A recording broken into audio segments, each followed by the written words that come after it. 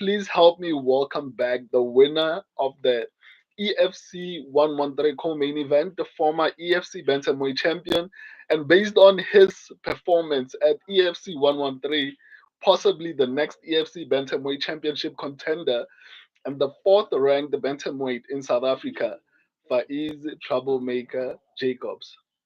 Thank you for this interview, man. I know you're a hard man to pin down, but thank you for coming back again. My How do pleasure. you You feel? caught me at a good time. You caught me at a good time. But your statistic is wrong, brother. I'm the number one bantamweight. Wow. Okay. When was it updated? It I'm was just all. using what It's I. all. It's always been on Troublemaker Planet. I'm number one. Oh, okay. I wasn't reading on Topology and all these platforms, and they said you're number It's four. it's only a matter of time. It's only a matter of time. I'm number one. Okay. When I interviewed both you and Sylvester, you both seemed chilled, but then at the press conference, everything erupted. Can you tell us where that came from or what caused it? So the moment in itself was finally built up to that point. Neither of us were gonna back down. Neither of us were gonna give an inch. So when the stare down came, so when we stare at one another, he does this thing where he goes forward to forward, and I can't see his eyes. So Yeah, I said to him, "Don't hide your eyes from me." And I yeah, was I was trying to find his eyes because I need to know what's going on. I need that soul connection so that we know what's gonna yeah, happen come Saturday yeah, night. I mean, come Thursday night. And yeah. I said to him, I don't know if I see the same thing that I saw the first time. And then Damn. he said to me, immovable mind. You can't move my mind. You can't play mind games with me. I'm gonna stick the nails to Yeah. your coffin. Beep. Yeah. Okay. Look, it's the game we play. Okay. It's warm. Yeah, yeah. Yeah, no, I saw that. I was even surprised because like both of you were very chilled. But nonetheless, on to the next question. I wanted to ask, you finished Sylvester in 1 minute and 15 seconds, am I correct? Yeah. 1 minute Okay, 15. of the first round. Of the Yeah. first round, can you take us through what was going through your mind leading up to that fight? Did the press conference motivate you to get that finish, or was it something else? So I wanted to be the most elite version of myself. I wanted to be the best version of myself. And I wanted to come out on Yeah, fight night and be the troublemaker that everybody knows as the aggressive finisher. And yeah, yeah, yeah. I needed to fine tune like you won't believe. I needed to put myself in alignment way before that moment.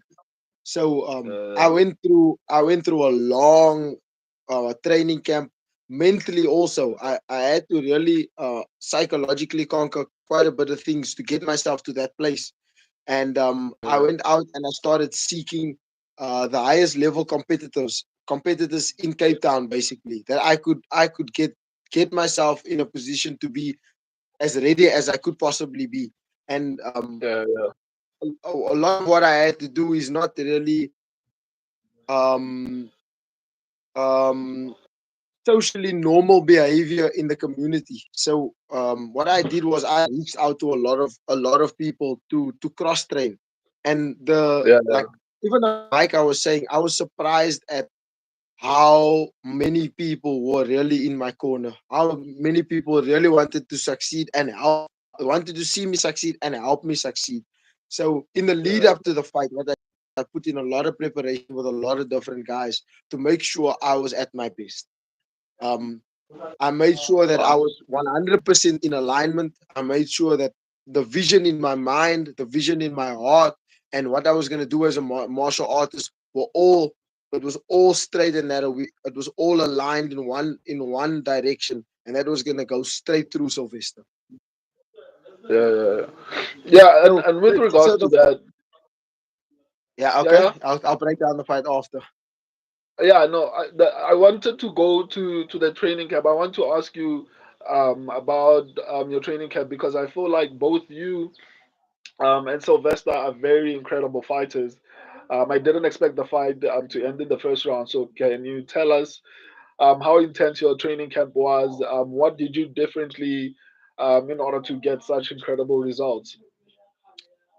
So if I'm saying differently, I'm comparing the first fight now. Yeah, yeah, I didn't have a lot of sparring for that first fight. In fact, a lot of the guys that I was sparring with was mm, a lot below my level, and I really needed to be out of my comfort uh, zone to yeah, face this caliber of opponent, but also to be at my best, and that's something that I'm going to yeah, keep as a staple from moving forward. yeah, Sometimes there's a comfort and a cushioning that happens where you don't get put into difficult situations that's really going to bring the best out of you for what you need on fight night. And yeah, yeah, I didn't have that the first time coming around, so I didn't show up as the best self I could possibly show up as. And as a martial artist, some of the values that I align with is that you need to embrace the difficult things. You need to embrace the yeah, hardest of the. You need the fact that there is some element of doubt, because if there is an element of doubt, it means that you need to address that. You need to work hard yeah, towards that. And that was one of the yeah, things that propelled me forward in this camp. Is I went to seek out the best version of myself, regardless of how difficult that was, so that I could come out on and look completely calm, be completely relaxed. I got in there, see things in 4D. yeah, yeah. So you wanted to break down the fight a little bit more, and I disturbed you. Can you please do that? What was going through your mind? Especially because it was so short. So I want to know your thought process throughout that whole fight from the beginning. So I knew for a fact that I was going to be faster than he was. I knew that I was going to be a little more precise when it came to the striking. I Yeah, know he's a good striker, but my precision yeah, is something that is that's what really makes me very dangerous in the stand up. So I yeah, knew that I was gonna have that edge. So what he was gonna do is he was gonna need to compensate for power to yeah, make up for the precision. So yeah, I pictured I planned for him to overextend on that kicks. I planned for him to overextend on that kicks. I knew he was gonna he switches to southpaw and then he tries to throw that power kick from the left hand side, and it's his signature kick, and most people are yeah, afraid of it. When he kicks them with that kick, they back off. And yeah, what I wanted to do is I wanted to be just at the very end of that kick. So when he throws that kick, I catch it and I put his foot, I lay his foot down so that the minute his foot yeah, touches the floor, my punch lands on the face. If you look at the timing, the timing is absolutely perfect because I yeah. drilled that 1,000 times. Wow. So basically, you're saying you trained that particular fight ending sequence in That training camp. exact sequence, that exact sequence, 10,000 times. Wow. I Wow. had more planned. I had more planned. If that one didn't work, there was a plan B and a Yeah. C and a D and a E. There were so many things to build up off of that point. That was literally the first. That was literally the first trap I had set, and it, it was perfect. Just landed perfect. Yeah. It I was came in here. sensational. I I came was in I here was very prepared. I was certain of what was yeah. going to happen in that fight. I was absolutely certain. I saw the confidence when we did the first interview, and I was like, okay, we'll just have to wait and see. And man, did you deliver? Oh, that was incredible. I was Um, standing in the so backstage and I was dancing already because I knew my celebration was gonna. I knew that I was not. I was only just a couple minutes away from celebrating one of the biggest victories of my career, yeah, if not the yeah, and biggest victory of my career. You look at all the things considered. You look at all the level yeah, of what had happened. Like I mean, he was. I legit. I gave him number one position as the bantam. As the bantam, he beats Ndile. He was the champion. He never lost. He went overseas. yeah, He competed damn good overseas. He was Yeah. the number one. I was the number two. Oh, so I wanted to actually ask you about that. So it's interesting that you feel like that was the most important win of your career. So in comparison to winning the EFC Bantamweight Championship, like you still feel like that this fight was more important than your championship fight before. No, I wouldn't say that. They were both. If it wasn't for the championship fight, winning the Yeah, belt, this fight would have not gotten the level of importance that it did. So the one set yeah, up yeah, the other one. And also MMA is a yeah, game of what have you done for me lately? And yeah, yeah. that's sort of what happened. It's what have you done for me lately? And lately I just shocked the whole of the EFC and the whole of the world. You actually really did, man. So how That does it arena went feel? completely silent. I was because I love it when you win and the whole crowd goes wow and you scream back at the crowd. Like I got to the point where I was screaming at the crowd, "What's my name? What's my name?" Because all the time when I walked in there, all I heard was so. I even got booed. It was like one of the first times I ever got booed, and I was like, you know what? I won the fight now. Damn. I got the sweet knockout. I want my props Yeah, for it. What's my name? yeah. I could see that, and I was a little bit shocked because even personality wise, I think you're one of the very few fighters that I feel like has the potential to actually become a star because of your fighting style and also because of your ability to actually speak very well. Like you're a very entertaining person. Like I enjoyed my last interview with you. So which is Thank you. surprising. I would think that a lot of people would be like cheering, but I guess he's like you It said, built he's up to it accomplished more. eventually. It built up to it eventually for at least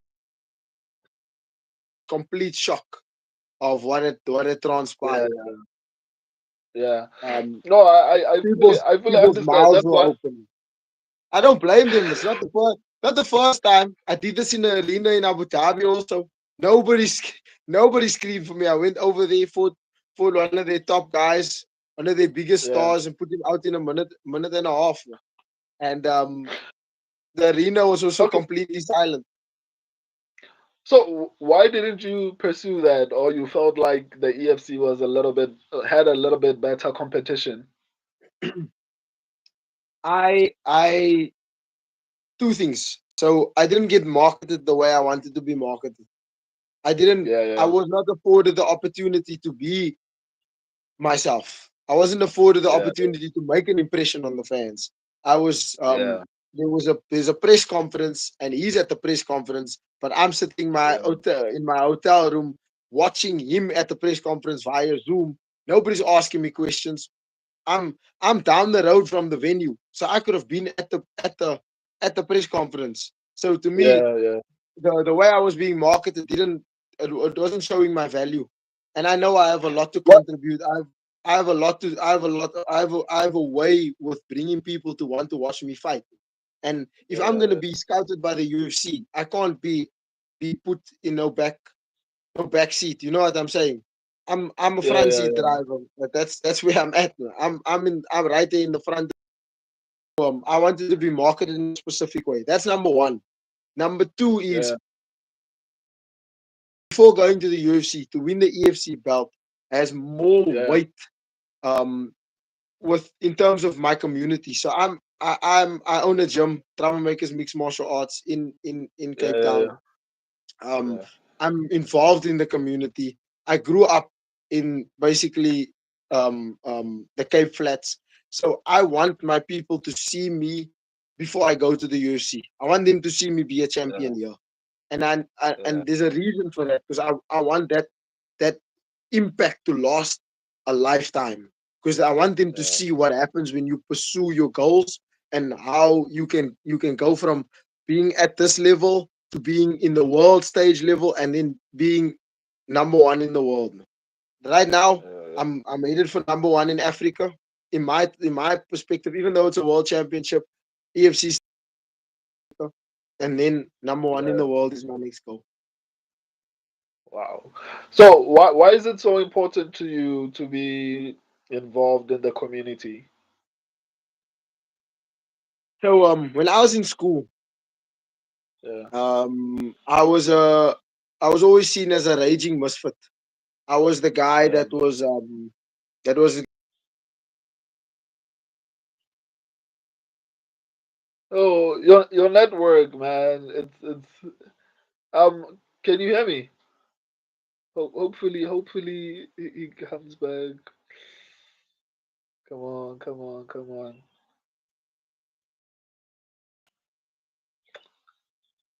Okay, he's gonna come back, guys. I think he just got disconnected.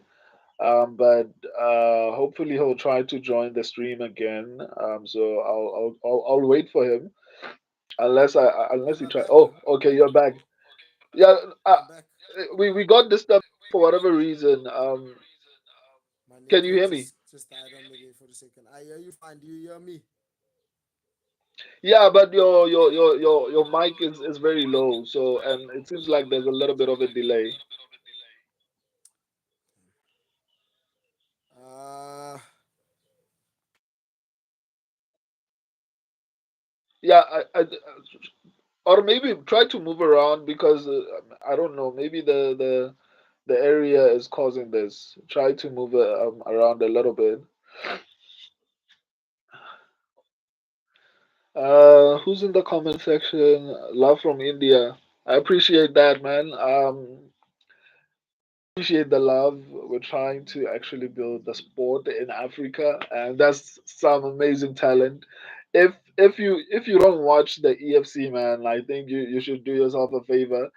If you don't know who Faeez Jacobs is, like as the thumbnail basically says, he's the okay. former I think I'm bantamweight good here. champion. Okay, Is the okay. delay gone? So the network is fine there. Sorry, my network just completely went lopsided there. Yeah, I think I Shall think I I think continue? it's fine now. Um, yeah. So let's proceed. I was asking you basically, why is it important to you to be involved in the community, or rather your So community? so as I was saying before, I was seen as a raging misfit to a lot of the elders in school. A good for nothing. Um, Someone that was just basically gonna amount to not much, and Yeah, I always felt it was rather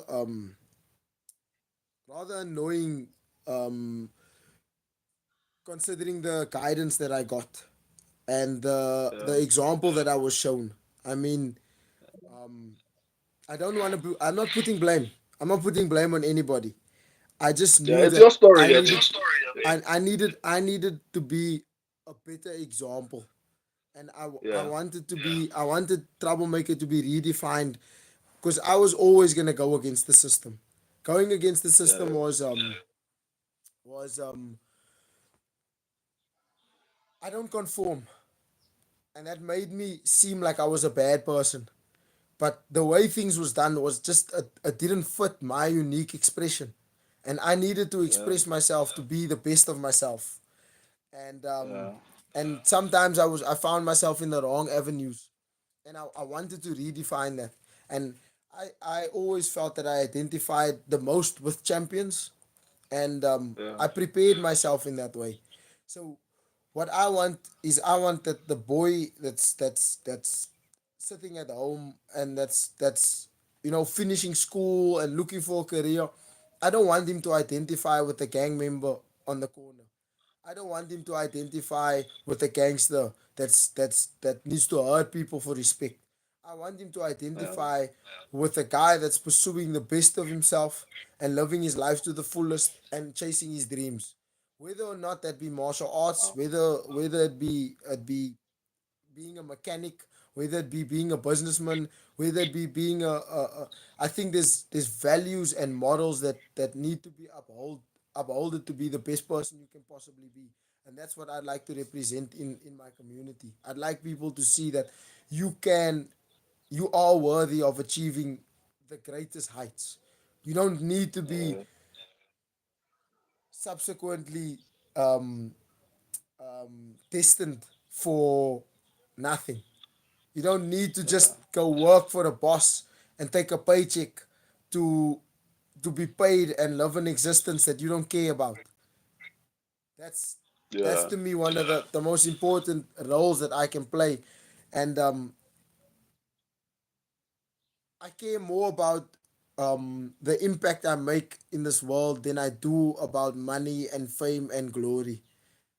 I care more about leaving something positive, and if I get to do what I love and do that at the same time, I mean, has God not blessed me abundantly? yeah. That's really powerful, man. Like that's really, really, really powerful. It's interesting to hear that. But towards the end of when we're done with this interview, I would like to know what you would like to be remembered for. But before we get to that, I want to go back to to you fighting outside. Was it the UAE Yes. championship or something like that? Yes. Why do you think they didn't allow you to even attend the press conference when you could have easily gotten there easy? So I don't want to talk bad about the promotion because the promotion took care of us amazingly, Yeah, especially during COVID times. They really yeah, they really spared no expense. They made sure our food was sorted, our transport was sorted. It was high level all around. I just think that yeah. their guy that they wanted to market, maybe they believed he was the selling factor, and I was there to come Oh, in and be his opponent, and he was gonna just shine. Unfortunately, that's not what Troublemaker does, man. I ruin plans like that. So okay. I don't know if they realize how much of a star factor I have to contribute. I also think that they learned it one way or another. That Yeah, I also think that that's why at the beginning of this whole thing I was saying that you have the fighting style, which is primarily striking, which is favored by a lot of MMA fans. Another thing is your personality. I think you have one of the best personalities to actually be in MMA, specifically the UFC. I think if you get into the UFC and you string along a couple of maybe wins, maybe win streaks or something like that, I think you yeah, could be one of the biggest stars in the world. But let's move on to the I next will question that be. I have. Oh, okay. I will No, be. you wanted to say something? I say I will be. Oh, okay. I'm looking forward to that. I'll be here to document the journey. Uh, so, how does it feel to finally avenge your loss against Sylvester, considering that he took your championship from you, right? You know what? I didn't realize the importance of it until after the fight. To me, I was Wow. just. It's not that I was just preparing for another fight. I knew I was preparing for Sylvester. I knew that I was preparing for a very tough opponent. Like I said, in terms of what had been done, he was the number one. And in terms of Yeah, accolades, I would have considered myself, if we had to put it down on paper, I was the number two, and I wanted yeah, that number one spot, regardless of anything. And but after getting that win, after cementing that, there was something that I think I struggled with a little bit after that fight. Is like that fight, I don't know if I completely trusted myself going into that fight, yeah, and I blamed a lot of that on just the loss. I didn't blame it on myself. I didn't take the accountability that I should have taken for what had gone yeah, wrong. And in the lead up to this camp, I had moments, several moments where I had to address that. That this was me. And when I got that win, a piece of me felt like it came back. A piece of Yeah. me, like even the walkout, everything, the whole a piece of me felt like that is what these are parts of the thing that I loved that I don't know if it was quite the same again, and I Yeah. got that piece of me back. I don't even know how to describe it. So um, it meant the world, man. It really meant looking at it full circle and coming back to it afterwards. It really was incredible because that was one of the first times I lost, and I lost in a convincing way. And I don't feel like that was my complete best, and I Yeah. don't know how I tuned my best. I lost the connection of how to tune my best. You know what I'm saying? So like it was coming to me in moments. Yeah. It was there in moments, and when I got this one back, I I could see it in hindsight. That was that piece of me that fine tune that I'm Yeah. longing to tune that I'm missing a little bit. That's there. It's always been there. It's just I lost trust with it for a little while, and now I've got Yeah. complete trust in myself again. And when I Wow. believe in myself, when I vibrate on that frequency, man, I'm a hell of a competitor, man. I'm the most As we dangerous saw. guy in there. I'm I'm exceptionally dangerous. Yeah. Yeah, I fully agree. So it's interesting that you feel like he was number one and you are number two. Where would you place Nkazimulo Zulu? Because I can assume that you are probably going to be fighting him next based on your performance. It's a good question. I don't know if I even like because he's got the belt. I have to put him up there. But I mean, he's a flyweight in my opinion. In my opinion, he's a flyweight. He Okay. doesn't belong at this division. He really doesn't. He's a good guy. I Yeah, like yeah, yeah. Nkazimulo. I like what he's done in the sport, but he doesn't belong at bantamweight. I'm number one. He's number two. I mean, Okay. oh, he's number So three behind Sylvester. That's how I see wow. it. That's Even how though I would okay, rank it. that Even if he is number, it's just because nobody else has done. Like, where does Sindile fall in this whole thing? Maybe Sindile is number three and Zulu's number four because he hasn't yeah, competed against. potentially. There's three former champions in the division. Who's Yeah. he fought? Who did he fight? He fought a guy that like, come on, come on, man. Is he the legitimate champion? Did he beat a champion quality opponent? Let's be honest here. There's three former champions in the division. He hasn't fought one of us. We busy Damn. taking each other out. We busy taking each other out while he's standing there with a belt. This should have been a championship fight. This was the real championship fight, though. So we'll see. We'll see. I don't I, know where he ranks. I really don't know where he ranks, honestly. I don't think that he ranks. I'm number one. Sylvester's number two. Sintile is number three. Nkazimulo Zulu somewhere in the abyss.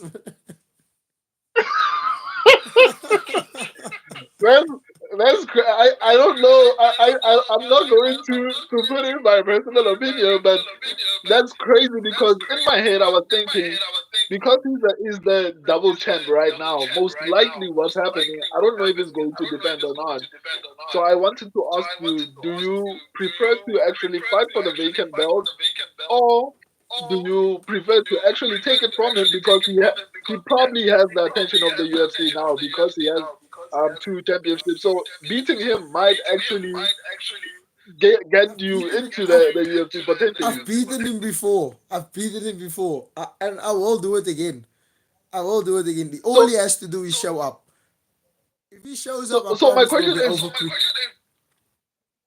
do you want to fight him or do you prefer, like, which one do you prefer, the vacant belt, or do you want to fight him specifically before he leaves if he's going to leave? I think I'd prefer him. I'd much prefer him. I'd much prefer him. He's a Okay. former champion. He's a he was a double. He was just recently crowned a double division champion. Never mind who he Yeah. won the belt from. I mean, at the at the end, I'm gonna beating that guy is gonna look good on my resume. Okay, okay, man. I'm just look. That's I'm just saying the facts, bro. This is how I see it, man. This is how I see it. I I mean, like I they're in the should be same division, should be so I champion agree. now. I should be champion now. This should have been for the belt. He should have vacated. He Yeah, should have went down to flyweight. He should have let me and Sylvester, the rightful contenders for the belt, fight for the belt. That's what should have happened. I don't know why somebody wasn't putting that in front of him and saying choose a division. You can't manage both. Because now I hear he's got an injury. Now he's got an injury. Now he must fight at flyweight, defend at flyweight. Then he must come up to bantamweight. How long must I wait? 6 months. Bro, Dana's yeah. waiting. Dana's waiting. What? So do you think he's actually going to defend? Do I think he's going to defend? I don't think so. I don't think so. I really don't believe he's going to defend. I think it's way too risky for him. It's way too Yeah. risky for him. I think honestly, if Zulu comes in there and fights me, there's a big chance he's done after that. There's a big Damn. chance that he's done after that. Because coming back from what I'm gonna do, it's not gonna be pretty, man. It's not gonna be pretty. Really. If Jeez. I'm him, I So say I give it up and I let the next guy fall in line. Man. That's what I would do. If I'm him, I relinquish. But if he doesn't, if he wants to show up, by all means, I'm a savage in that cage. I'm not gonna have no remorse. Man. I'll take everything from you. wow. I wish this interview didn't have to end, but my questions are done. Thank you, man, for the interview. I think we're going to be doing these interviews a lot. I enjoy talking to you, man, and even the people in the comment section seem to be enjoying this whole interview. So Shout out I to wanted to all go the back to people in what I the was comments. asking you.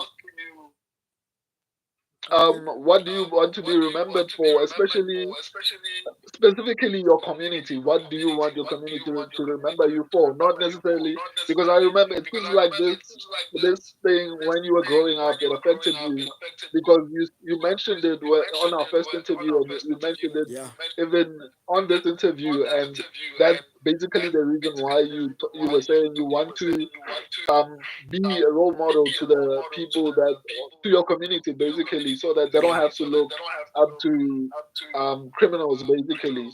So Yes. what would you like your community to remember you for? Phew. So there's a lot of history when it comes to my community and how Yeah, things had fared out of apartheid, how drugs and alcohol and guns got into our community, how people were kicked out of their homes. And I don't think that the colored community was just created bad. I think that yeah, circumstances presented itself where people took advantage, and now there's this narrative that's been painted as we are these criminally charged people, and I don't stand for that anymore. I yeah, want to be a pillar of positivity. I want to be a pillar of strength. I want to represent yeah, the highest levels of being a human being, and I want to take yeah, accountability and say, look, stop this, man. Stop this. Whatever it used to be, whatever people took from us, it's gone now. We can't get that back. What we need to yeah, do is we need to push forward so that the next generation don't carry our baggage of what was taken from us, because our forefathers and our forefathers had houses, beautiful houses taken away from them, and they were moved into yeah, slums. This is where we come from. And then, sure, man, the history goes deep. Guns was being pushed, thrown into the communities. Alcohol was being people were traded, were being made into alcoholics and to have their whole properties and farms and and things taken away from them. This is not this is not our future. This is our past. And I want to be one of the people that says, you know what, because of the sacrifices of my forefathers, because of the commitments they made to making sure I had a plate of food to eat, because they were factory workers. Yeah. Before they were, because they were given the lowest level jobs and taught to call somebody else Lani, bossy. That is why I can stand where I stand now. And if I can have any effect on that, if I can contribute anything to change that, you bet your ass I'll go in there and I'll do it every single time. I'll lay it all on the line, and I don't want us to be represented like that way. I want colored excellence. That's what I want. I don't. Wow. People are always coming to me. Why don't you support this? Why don't you support that? Why don't you support it? Because you know what the shit I see when I just walk out of my door. Around the corner Yeah. the other day, a man got shot on his birthday. Shot on his birthday. Nobody knows why. Nobody knows why. We're fighting amongst each other when we should be helping one another come up. That's the reality Yeah. of my That's situation. Yes, I can go be a star. Yes, I can look amazing on the cameras. But I'm not gonna walk here in the streets and pretend I don't see what I see. I'm not gonna walk here and look at people being alcoholics and look at parents neglecting their children. And I know it's because of the pain they feel in their hearts. Man. I know it's because of yeah. the difficulty of what they had to be, the little they had to work with. Man. Some of these people are still living on Sasa. It's ridiculous, man. It's ridiculous. So if I can be a pillar of strength and I can even if for now all I can do is just present hope. Even if that is the even if that is what I can do for now, that is what I will do. That is what I will do. That is a purpose to love for me. So if I can be anything, I want to be a pillar of strength, a good family member, and a good bloody neighbor. That's what I want to be, Wow. a good human being to my core. That is all I care about. I don't care about driving no G Wagon. You know what I'm saying? Or being in a music Yeah. video. I don't I don't give a damn about parading around with a expensive bottle of liquor, pretending I'm something that I'm not. I care Yeah. about whether my family is eating. I care about whether or not my neighbors have food. That's what I give a shit about. My purpose for being alive is being a human being. I'm gonna die at the end of this. Why would I parade trying to be something I'm not? That's I want to strip these illusions. I want to strip these illusions bare. Yeah. I am here to break this. I am here to break this mold. I want to show people are important, not things. Yeah. And to be, I hope you achieve the highest level of success. Not only because I feel like you are talented, and I feel like you have every skill required to be a star. Like I said before, to be on the level of Conor McGregor, it just requires. I feel like if you just go on a win streak and you keep it going like you are now, and you beat like people like Sylvester, people like Nkazimulo, I feel like you will eventually get to the UFC, and I feel like you can rise to the top. Not only because of the talent and the character, but also because of what you stand for, man. I appreciate the time you took to actually sit down Because with of this, me bro. and talk to Because me. of this, bro. Sorry, because of Yeah, this. that's Because that's of this, man. incredible, Because man. my heart is bigger than it The all, man. passion in what you're saying. So yeah, Thanks a lot, I brother. appreciate Sorry, I you get taking. fired up, man. I get fired up. I'll just, I can. This is very close to my heart, man. And I see so much brokenness, and I just wanna put out positivity. I Yeah, just yeah, want our yeah, people to have more. I want people to stop begging at robots.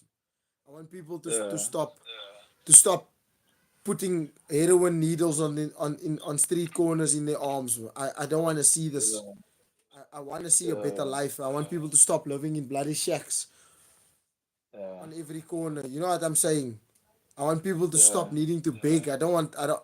I hate to see this. I hate to see it. Yeah, it's really painful to watch, man. But hopefully, maybe eventually we might work together on something to actually do. to change, because I'm also building a platform that will have. That's why I asked you this particular question, because it's not just about MMA only. It's also about making like a positive impact. Even though I'm trying to grow the sport in South Africa and Africa as a whole, but I'm also trying wherever I can to actually make like a positive impact. And it's interesting. It's good to hear someone who's like in that particular position, having the kind of views that you have. So, like I said before, we're going to continue to do this type of interviews, and once the channel grows Yeah. enough, we'll Yeah. do bigger things. I'll keep I'll But keep I'll I'll keep be. spreading awareness. I'll keep supporting, and I hope you grow from strength to strength, brother. I appreciate You that, are man. in the right We'll place. keep talking, man. This is what we need, man. We need to put this kind of content out there. Appreciate you, man. Thank you, man. Thank you. I appreciate you. Until next time. Oh, on WhatsApp. You too. Ciao. Keep well, man. Ciao, man. Have a great one. Happy Mother's Day to everybody, all the mothers out there, man. And I if you forgot. if you Yeah, happy Mother's Day to everyone who's watching. But it's predominantly Father's Day. Yeah, like 95% of the people who watch my channel are male. But of if there are any okay, females, the men out there, the any men out single there, make fathers. sure that the mothers have a great time. Make sure Yeah, yeah, yeah, you really put in the effort to make them feel special because they do a lot for us. yeah, yeah. I fully agree. And even to the single fathers. I mean, Yeah. hopefully, Happy I feel Mother's like Day to they them deserve too. to be celebrated even today. Absolutely, brother. I'm not gonna keep you all Yeah. day. Have a great Okay. one. Ciao. Ciao.